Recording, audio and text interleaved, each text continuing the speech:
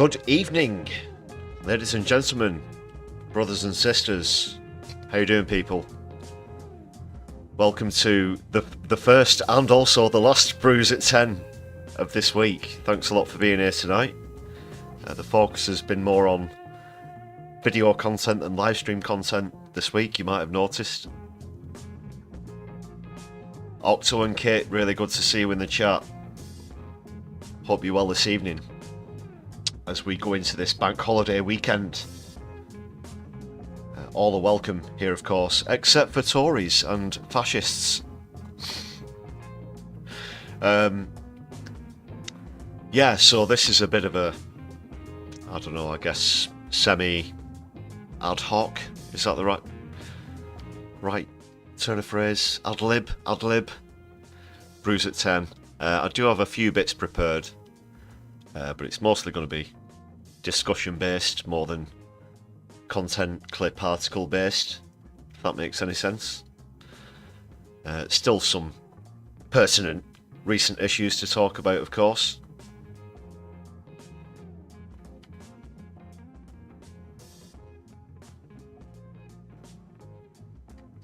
Octo, you went all Liverpudlian there. Evening, la. You alright? Yeah, great to see you.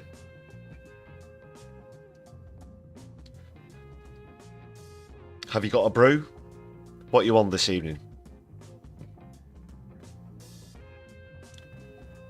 Have you got a biscuit? Have you got cake?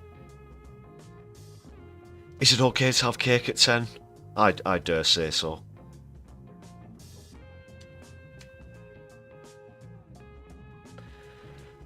Yeah, so coming up, I'm going to be talking about some channel updates. Also, as per the title, the recent goings on at the DNC. You might have seen my most recent video on that.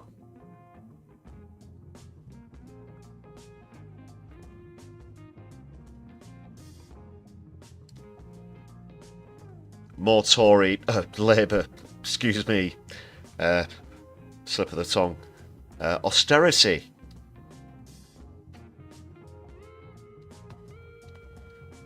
It's almost as though this has been Starmer and Reeves' plan all along. It's not as though you might have seen articles being, what's the word, reprised from 10 years ago of Rachel Reeves stating how she intended to go after people on welfare and low-income workers. And this was even pre-Corbyn, this was under Miliband. So talking a bit about the most recent examples of that as well.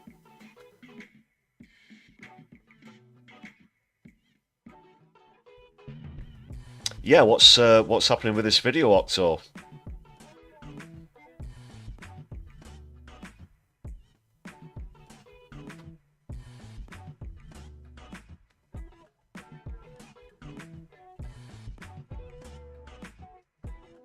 Have you got a link? Is there something you'd like to mull over as a community here on My Left Eye? I'm your host Lefty, by the way, for those of you new to the channel. We have had some new subscribers recently. Very warm welcome if you're listening live, watching live I should say, or if you're watching back on a replay. I have to do my obligatory shilling as well, of course. Please do hit the thumbs up button. Also hit the subscribe button to join the chat.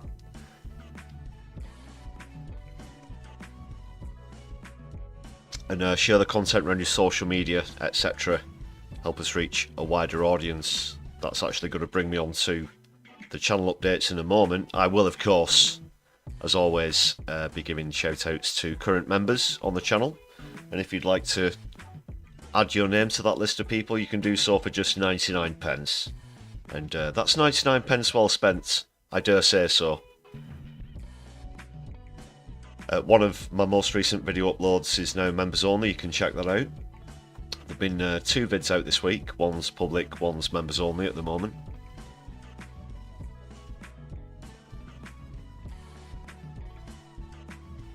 So yeah, on that note, I think I will duly thank every single one of the members on the channel. It's great to see members in the chat as well, so if your name's on this list, again, great thanks to you, as well as people who've recently gifted memberships to other viewers. An awesome way of showing solidarity on the Brews at 10. Solidarity, people. Let's start the solidarity movement. It has to happen in 2024. It could save the United Kingdom, I dare say the world. What do you say, people? The solidarity movement.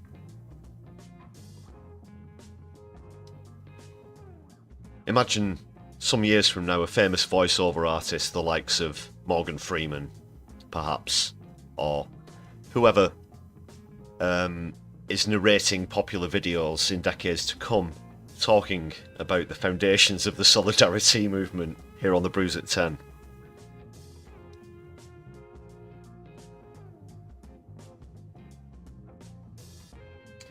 Yeah, Octo, if you've got a link for a clip you want to share in the chat, please do add that. We can mull over that. You're all free to make suggestions for things to check out as well, of course, in the community. Also, as we just saw the members scroll there, before I do forget, I want to say a massive shout out to Helena at No Justice for recent shout outs on her channel, and Kevin Logan as well. I've been watching their concurrent, what's the word I'm looking for? The guest appearances on Curtis's Turn Left channel this week as well. I believe Helena was on Monday and Kevin was on Wednesday, but they were both great episodes. Could possibly be doing a raid into Helena and Orkev / Orkev after tonight's stream, if they are live.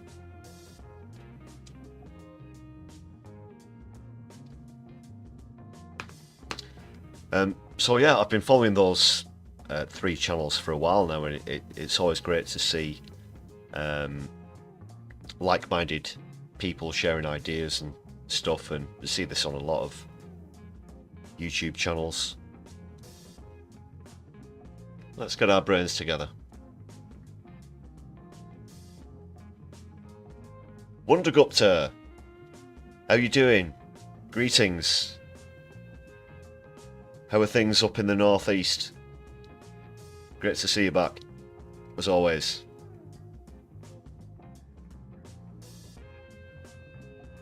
And if you're doing anything over the bank holiday weekend, anything political, you might be going to any marches, demos, let us know what's happening in your area. I'll always try and plug and promote that, of course. Protest and sprinkling of activism, long-term viewers will know, is kind of my thing, so let us know what's going on. Let us know what's going on.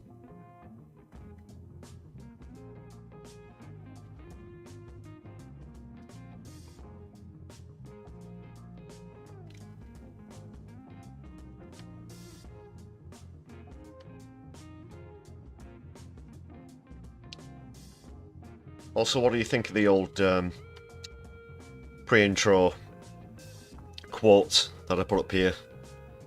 Capitalism is the extraordinary belief that the nastiest of men, for the nastiest of motives, will somehow work together for the benefit of all, said the great John Maynard Keynes, English economist and philosopher.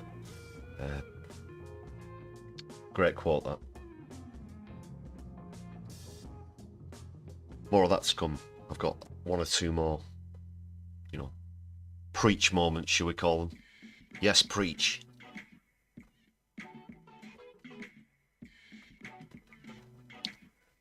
Are we divulging into a chat about Northeast football rivalries once more? Nothing wrong with that. Just, talk about anything you like in the chat, as long as it's all decent, polite, etc.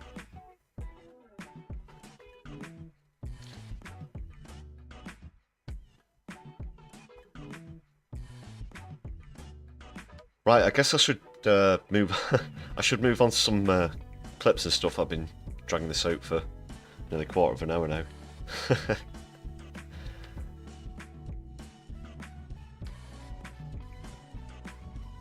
It's like the background music file's going to run out at this point, so. Okay, who's seen one of my recent vids that's it's now members only? If you didn't see it on public, you had your chance, but you can watch it for just 99p. But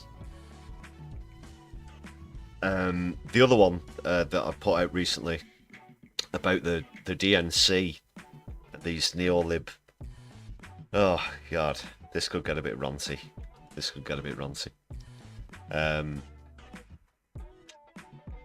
Yeah, going to be going on to the plugging of the ear holes as the names of dead Palestinians were read out, talking a little about that. I did say I'd give some channel updates first though. I've just realised, neglected to bring up to speed with that. I'm not sure what's going on at the moment with YouTube, but at the moment, I've spoken recently about this appeal process. So say for example, a live stream goes public, and when it's finished a short time later, they're having to manually review every episode, and it's taken a while, but whilst they're doing that, it can't be monetized, or it has limited ads. There's never any mid-roll ads. When you're watching live, you'll see an ad at the start of the streams, but I don't do mid-roll ads during streams, for example.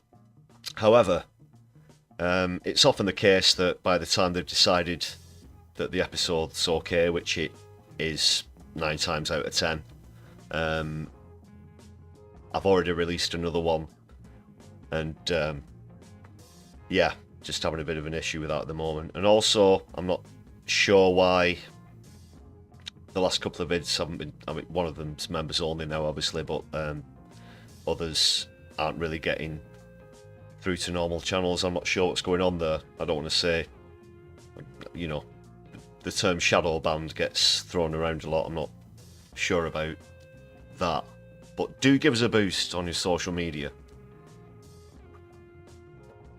Von Nackerizer, how are you this eve? Are you ready for the bank holiday? Great to see you back. So yeah, that's the latest on the channel. I've been trying to, I guess, experiment a little with, excuse me, a little with how long I leave them on members first, and when I release them, and all these other things, all these other factors, but still trying to work through all that.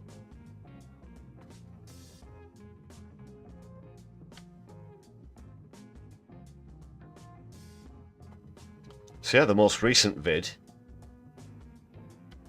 concerns this incident. I'm just going to put the clip up now in case you haven't seen it, but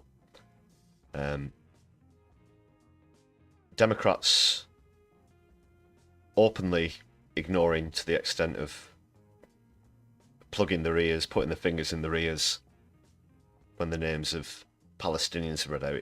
It speaks volumes for me at the moment. So a quick recap on the clip. And one of them, this guy who's just appalling. The Palestinian children that your house. 13 years old. Say it again. So this guy, he's been caught out taking the piss, basically. And you're hearing the names being read out there, some of the ages. Just recently, you know, we've heard many examples of children being killed. And in this case, it's 18-year-olds. And this guy in the hat, looking at the camera there, in the white suit, on his way either in or out of the conference, thinks that an 18-year-old who has the whole adult life ahead of them being unnecessarily and maliciously slaughtered is somehow funny. Oh, 18 years old, and well, hear it for yourself. Say it again. Mock them again. Mock the children again. Do it again. Do it again. 18 years old! 18 years old! Yusuf Hassan! 18 years old! Oh God, no. She says as she walks past. Oh God, no. What is wrong with these people? If what is taking place in Palestine right now, which I'm sure a lot of our viewers are more than aware of, if that doesn't persuade any level of human emotion from these people, then what in the bloody hell will? Where's the humanity? Where's the love? Where's the desire for peace? Where is at least basic human sympathy, empathy, or emotion of any description? We get these blank-faced, neoliberal, copy and paste people passing through the gates. And they don't give a shit. They don't give a shit about these people whose names are being read out. And obviously they can only read out so many names in a certain period of time. They couldn't read out over 40,000, going on 41,000 people's names by any means. Let alone the amount of people who are missing, still underneath the rubble and still unaccounted for. That 40,000 figure could be half of the actual figure of people who've been killed. But they don't care. Turn around and join the uncommitted. This douche. I mean, look at this. And they all either have blank expressions or this hubristic smirk on the faces, as if they're trying to mock people with their own ignorance, if that makes sense. Let me think perhaps of a better way to put it. It's the kind of I don't care and what are you going to do about it. So nonchalant. And you're quite right there, Octo and Von Nakarai. They're terrible humans, utterly vile people.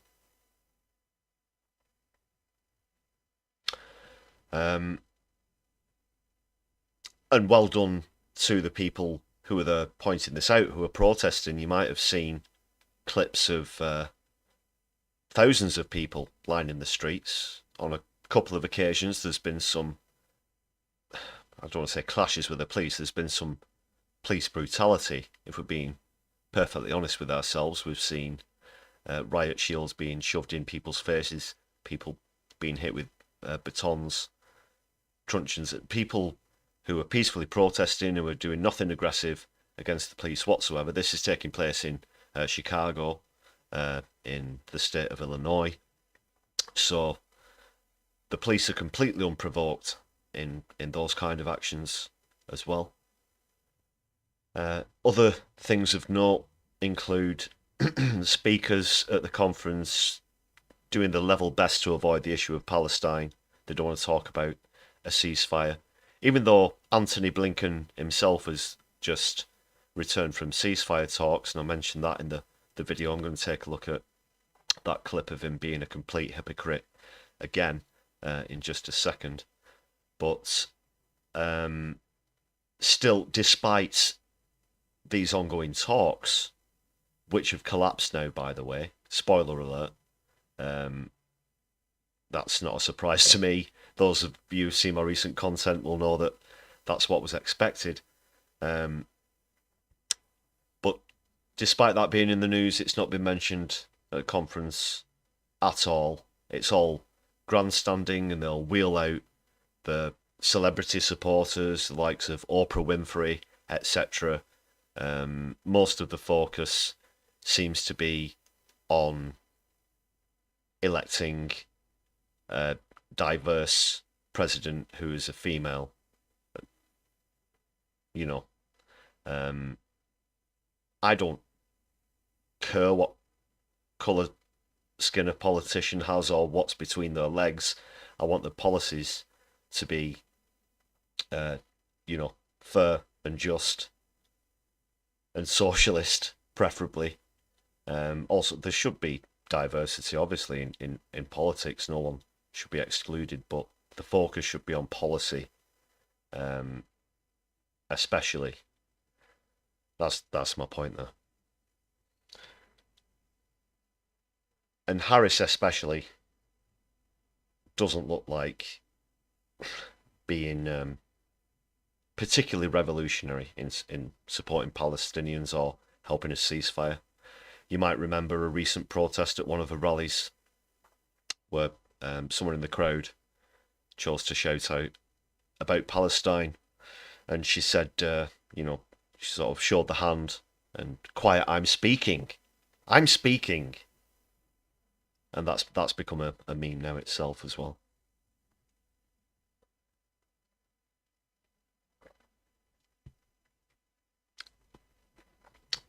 Yes, Octo, you're right. It is probably very, very many more than 4,000. I think the last figure I saw was 4,000. 40,000. 40,300, I believe, were the latest figures.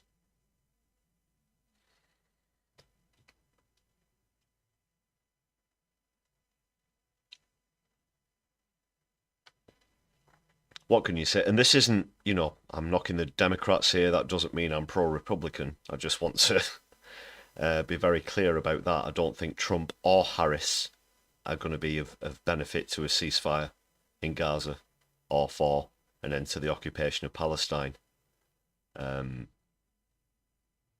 Let's go on to that clip from Anthony Blinken now.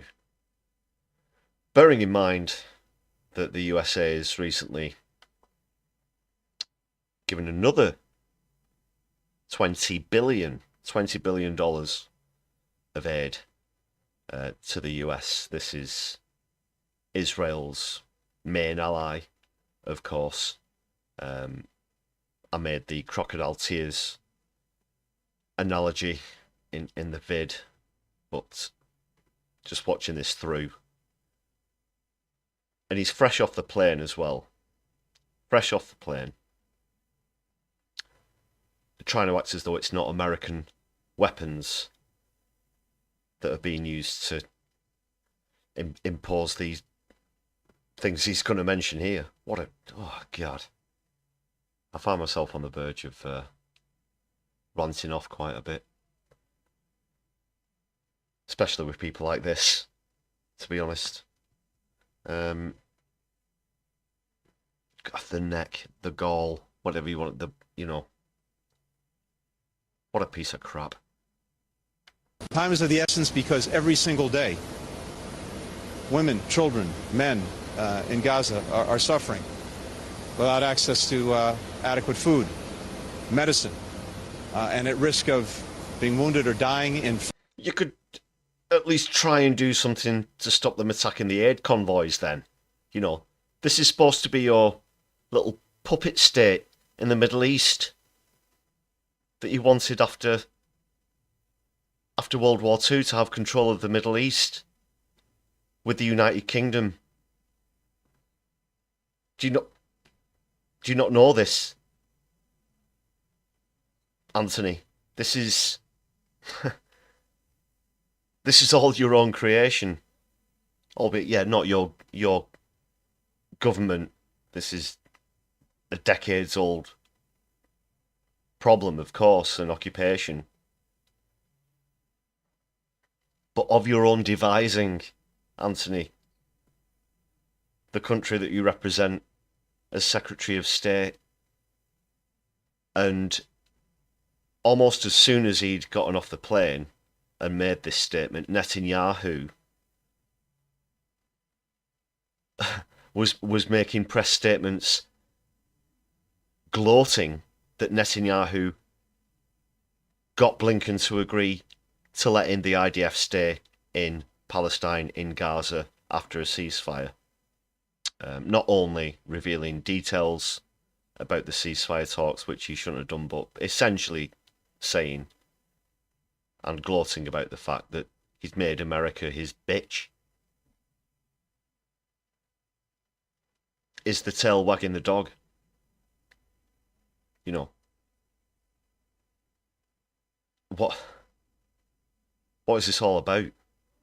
You know, there's a lot more to it, of course, and we're talking large amounts of money, we're talking natural resources, we're talking about strategic, geographical, political control, especially, of course. That's why Israel was created as a state in the first place.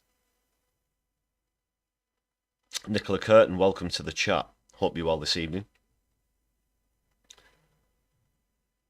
But that he can go in front of those cameras and those microphones and pretend that he gives an ounce of a damn about Gazans and about Palestine, and it's trying to show fake emotion for the plight of Gazans when it is the very weapons of the state he represents being either given or sold to Israel that are inflicting this.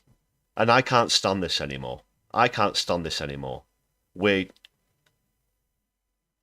beyond the edges of dystopia, as far as I'm concerned. This is some straight up RoboCop shit. If you know what I mean. We're talking Orwellian levels of dystopia in the 21st century.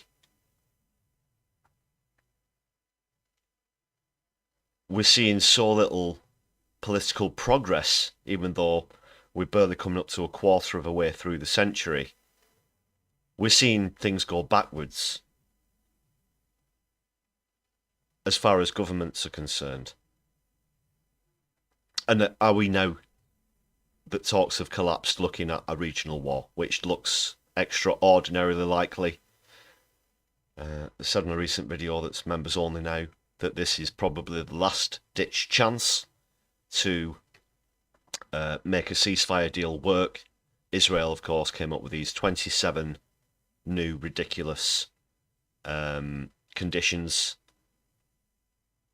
caveats in the deal that were so ludicrous that Hamas didn't even really want to show up for the talks at all, which shows where we're left in terms of diplomacy, in terms of peace talks.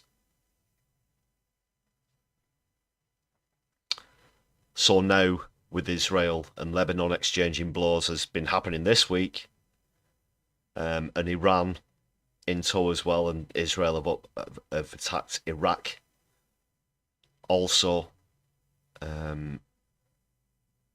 You know, it looks unfortunately as though this is just a short amount of time away that this is going to break down into a full regional war, and we're talking about within weeks, I think, within weeks. And then it goes on from there, and we again haven't learned from history where it does go from there. And it's, well, then I'll get my allies, and then the other side gets their allies, and up it goes until it escalates. Just like before World War One, when it was more of a monarchical-based system back then. It was, you know, kings who were all cousins, kings and queens, etc. But now it's heads of state. But eventually this is going to roll up essentially to a full-scale ground war, not a Cold War, between the US and Iran by proxy, and other states are then going to get involved, the likes of China and Russia, who are also fighting Ukraine, and there you go. It's a bastard tinderbox waiting to go off, and Netanyahu is running into it with a flaming torch, because this is what he wants. This is what the Zionist Israel remit is all about. They have this maniacal obsession with what they think will be a final war, in which they'll prevail, and Israel will smite its enemies, and Palestinians will be rid from the face of the planet. This is what a genocidal mindset is all about, you know.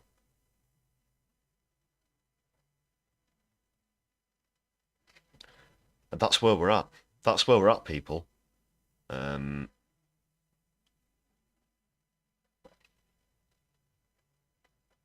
think the mainstream media are trying to play it down, the severity of it. Perhaps they think if they report it more, it'll increase the chances of things escalating. For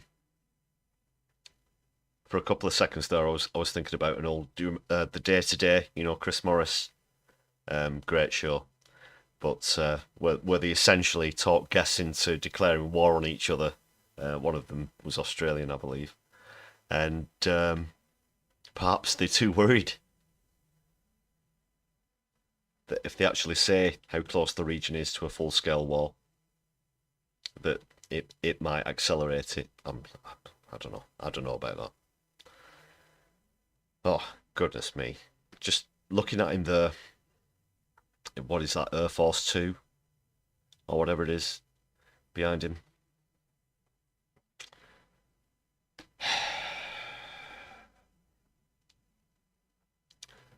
Where do we go from here? Where do we go from here? I've definitely got a rough idea myself, but doesn't look too pretty. Doesn't look too pretty from where any of us are sitting. Yeah, whether Trump gets in or the Democrats stay in after the next election, as far as Palestine is concerned, it looks grim. It looks grim. But I'm going to move on to something else now. We're still on the issue of Palestine. It's just Mark Smith's recent interview with BBC Radio 4 and his reasons for leaving, because he's so disgusted over Labour's inaction on this. Just coming back to UK issues briefly. So we'll have a look at that in just a short second. Bear with me for a few moments, people. Solidarity with Palestine, though. Let's see some of those Palestine flags going up in the chat. That's a static emoji. You can also get those for just 99p if you join the channel. That's one of the benefits. Please do either throw up a members free Palestine static emoji, or I believe they've got a Palestine flag as well for non-members, but throw them up there. Throw them up there. We'll be moving on shortly. Yeah, to Mark Smith.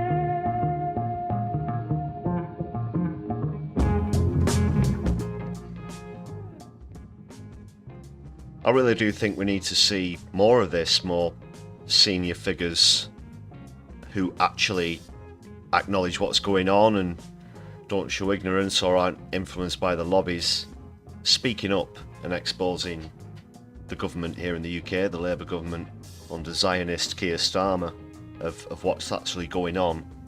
And also, we need people who have previously been under the influence of lobbies to actually make the right, decent choice and come out and whistleblow the whole situation about what it is like to be lobbied by Israel. We need to see more of that as well. They can tell them to stick it, where the sun don't shine. Keep your dirty money, okay? I want to be on the right side of history. That's what they should be saying. But alas, so many of the current Labour government, and more importantly the Labour cabinet, are under the influence of these lobbies, and the one who's being paid the most actually isn't Keir Starmer, it's Foreign Secretary David Lammy, who's in a bit of a predicament at the moment. This is over the appeal against the ICC's ruling, which Labour withdrew. Not going to get bogged down with the details about that. But Mark Smith, credit to him for choosing to make this statement. This is a bit of a compilation of elements of the interview. It's not the full interview itself.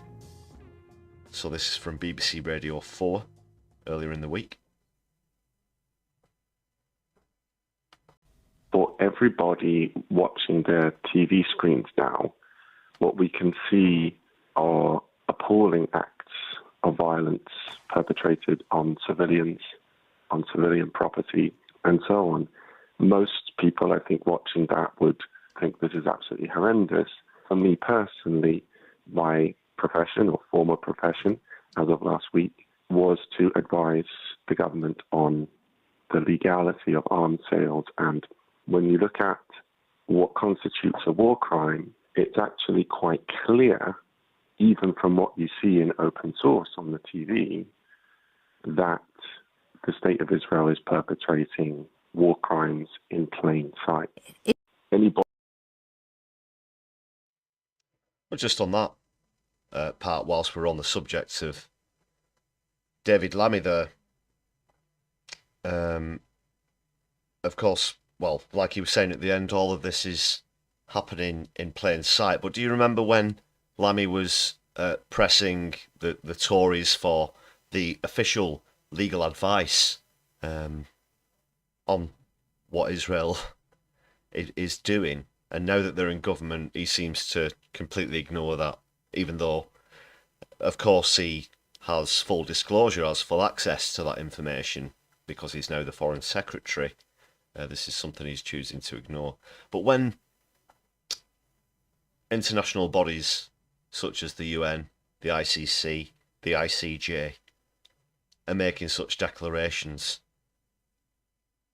Lammy hasn't taken that as read. I mean, these are supposed to be the top authorities on the matter, the people who call out a genocide officially. He can ignore the judgments of those bodies, but wants to seek legal advice from other people. Essentially, when he says that, what he means is he's got to have another trip over to Jerusalem to take his instructions from Netanyahu. But alas, the last time he tried to do that, he was shown the door. He went halfway across the world for fuck all. At your expense, by the way.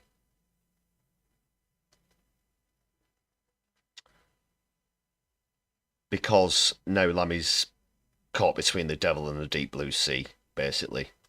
He's stuck in quite a rut at the moment between the weight of public opinion in support of Gaza, but also the influence of Israeli lobbyists who are paying him quite handsomely as well for representing them. Let's go on. There is more to this. Who has a kind of basic understanding of these things can see that there are war crimes being committed, not once, not twice, not a few times, but quite flagrantly and openly and regularly. Did you raise this internally, this view? Yes, so I raised it with the new Foreign Secretary, and I raised it at pretty much every level. So that's Lammy himself. He's gone all, like, as far as he can go up in his department. It goes to Lammy.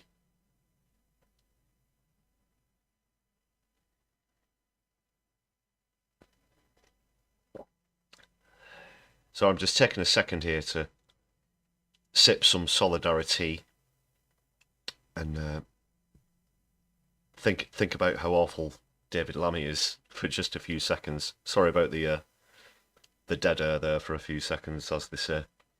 But it's beyond comprehension.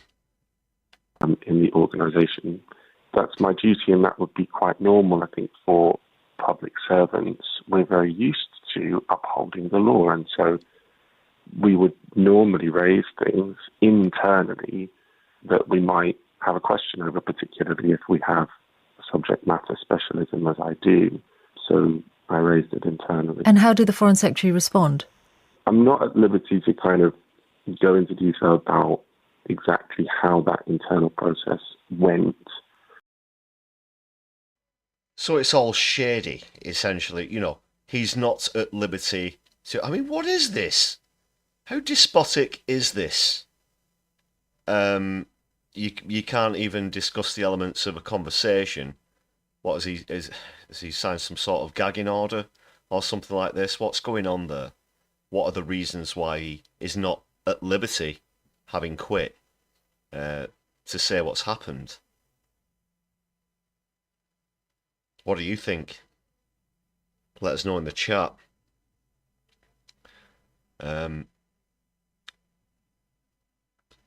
So fair play to Mark Smith for actually wanting to be on the right side of history, voting with his conscience, voting with, you know, his feet, as it were, and deciding that he doesn't want to be associated with this Labour government, because when you are in the inner circles in government, you have access to even more information.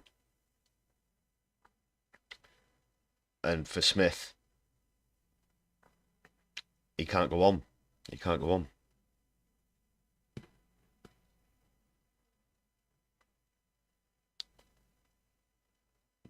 Just looking at the comments in the chat, I should say. Just looking at Nicola Curtin's comment here about the narrative of some people who think Jesus will return after Armageddon. This is sort of taken us on a bit of a tangent here. But, yeah, well, personally, I'm an atheist, so I'm not going to get into such discussions, because that could take us a long way out there. That could take us a long way out of the matter in hand. Although according to the Bible, Jesus was born in Bethlehem, which is in Palestine, of course. So there's just a little bit left on this interview. I'll just finish this off. But I resigned from my role, and I resigned because of this issue. So you can put the pieces together, but suffice it to say that any response was not satisfactory. No. I mean, did he has suddenly realised who he's working under, the likes of David Lammy, Starmer, Reeves, and so on. And he's had enough. And another group of people who've been taking action against this are, of course, Palestine Action, one of the more prominent forms of protest recently has been occupying weapons factories here in the UK, where they make weapons parts for arms that are used against Palestinians. by Israel, Elbit being one of the big companies, or the main company that manufacture these parts. And recently, 5 activists from Palestine Action were sentenced, having previously occupied one of the factories in Thales. So they were sentenced to between 12 and 16 months each, I believe. And I've got a clip from the action that they took. So this is in Thales, and these are happening in other areas of the country as well. In fact, some of them are having to shut down. These are turning out to be quite successful protest actions.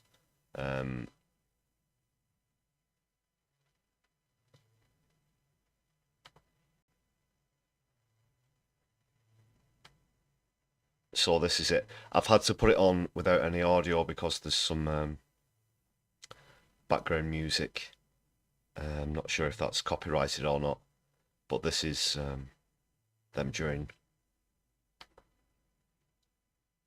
part of their occupation of closing down the Elbit factory there in Thales.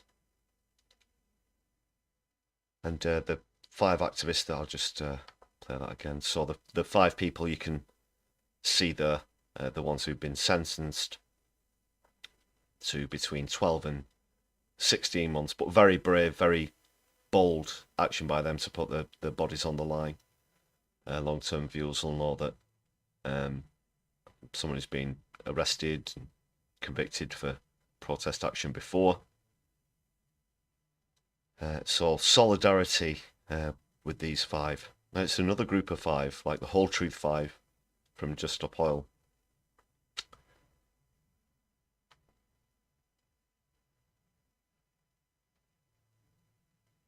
Well done, solidarity. Solidarity. Haha.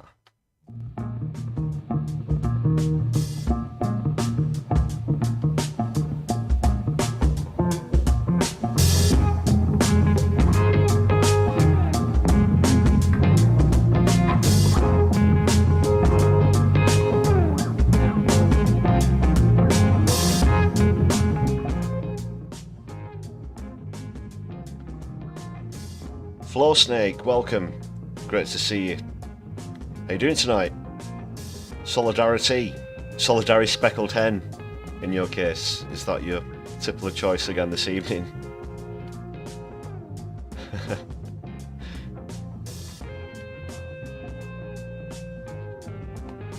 Beverages optional.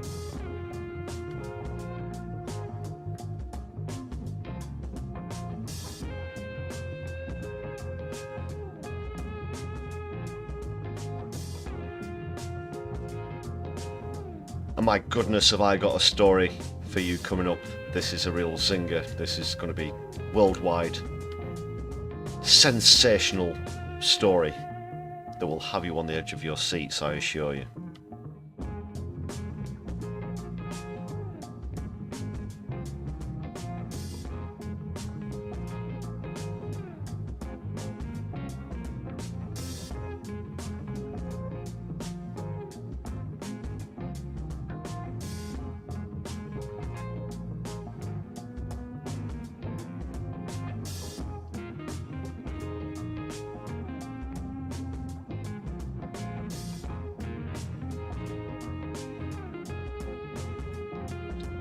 Okay, we're going to go over to the screen now for an article about this sensational economic story, which I'm bringing you.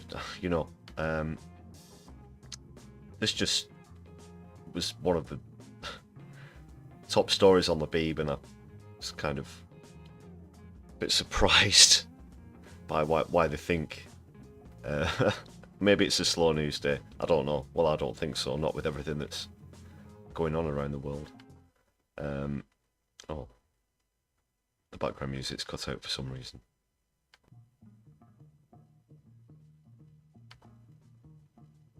There we go.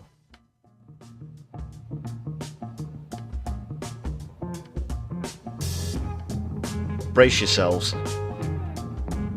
TikTok has been blamed for a hit to Iceland's cucumber supply. My goodness! What is the world coming to?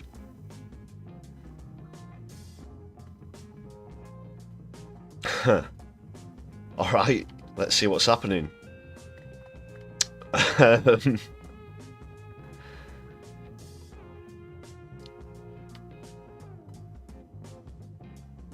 Pun warning coming up. So, Iceland's supermarkets have been left in a pickle after a viral TikTok trend saw an unprecedented surge for demand for cucumbers, leaving suppliers racing to keep up. Don't worry, it's nothing blue. It comes after social media influencers in the small Nordic country began sharing a salad recipe of grated cucumbers, sesame oil, garlic, rice vinegar and chili oil. The recipe has been such a hit for farmers in the country that they've been unable to keep up with spiralling demand. Iceland's Farmers Association, the horticulturalist sales company SFG, told BBC News. While one supermarket chain, Hagkaup, questioned the link between demand and the trend, it conceded that the purchase of cucumber had more than doubled. My goodness, it starts now. This is Armageddon, Phase 1. It was written in ancient scrolls that the spike in demand for cucumbers in Iceland would lead to potentially the downfall of capitalism itself. The content creator has more than 5.5 million followers and has been sharing cucumber recipes almost every day since July. Despite the influence's enduring online popularity, experts believe experts in Iceland have been keen to play down his association with the ongoing shortages. While the company's food product manager... Here we go, I'm going to try this one. What is that letter? I don't even know what that fucking letter is. Benir Bo Burgesson? Sorry, apologies for that. What is that? I'm a bit of a cunning linguist myself, but I've no idea how you pronounce that middle part. Apologies. But he said sales of ingredients like sesame oil and some spices have doubled in his stores. He said the current shortage is not solely due to the TikTok trend. You know, it's salad. People make it's salad. It's summer. It's salad season, I was going to say. People probably eat a bit more cucumber. Who knows? But it's a delicious recipe here. Seems to be the cause for these massive spikes.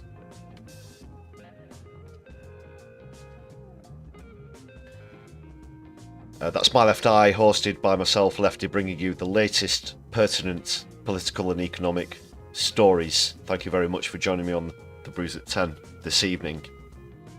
I would say we'd go over to the weather now. Alas, I don't currently have a weather reporter, but I sure as hell am open to talk about climate change. Although that's more of a macro thing.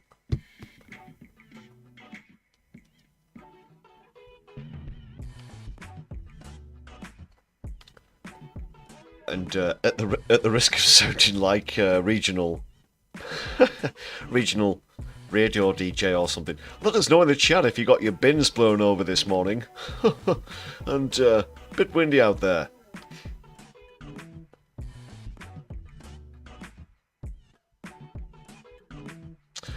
Right, I won't get too sidetracked with that story.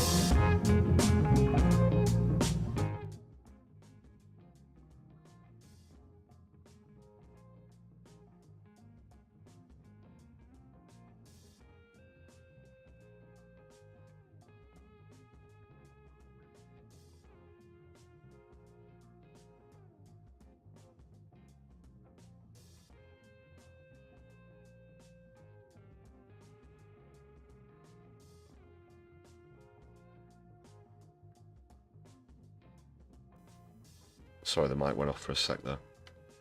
Yeah, so on Sunday I'll be going into more detail about Rachel Reeves's latest plans for shafting ordinary people, and not really showing any level of economic sense whatsoever. Goodness me. What could we say?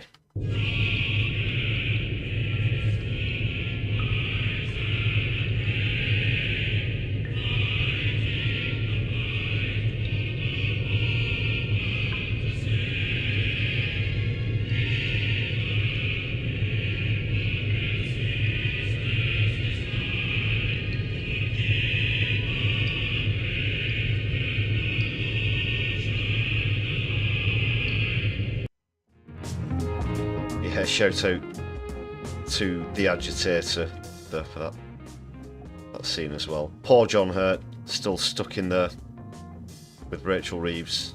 It's been months now.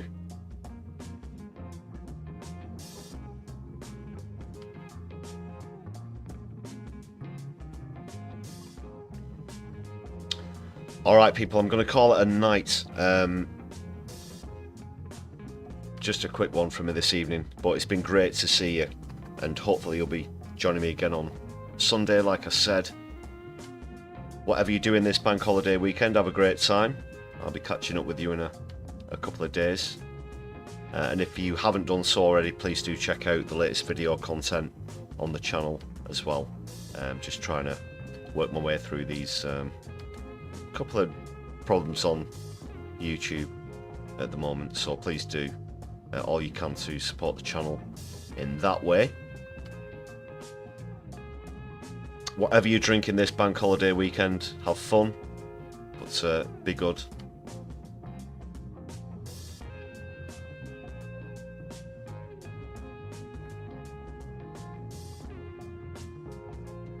Of course, I'm going to be just checking. Don't go anywhere. I'm going to be checking out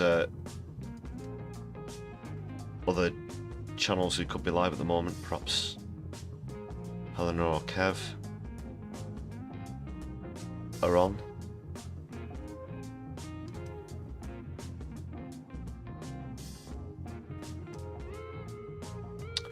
Ah yes, No Justice is live right now, so please do hang around, stick around. I'm going to redirect you for a raid into Helena's No Justice channel.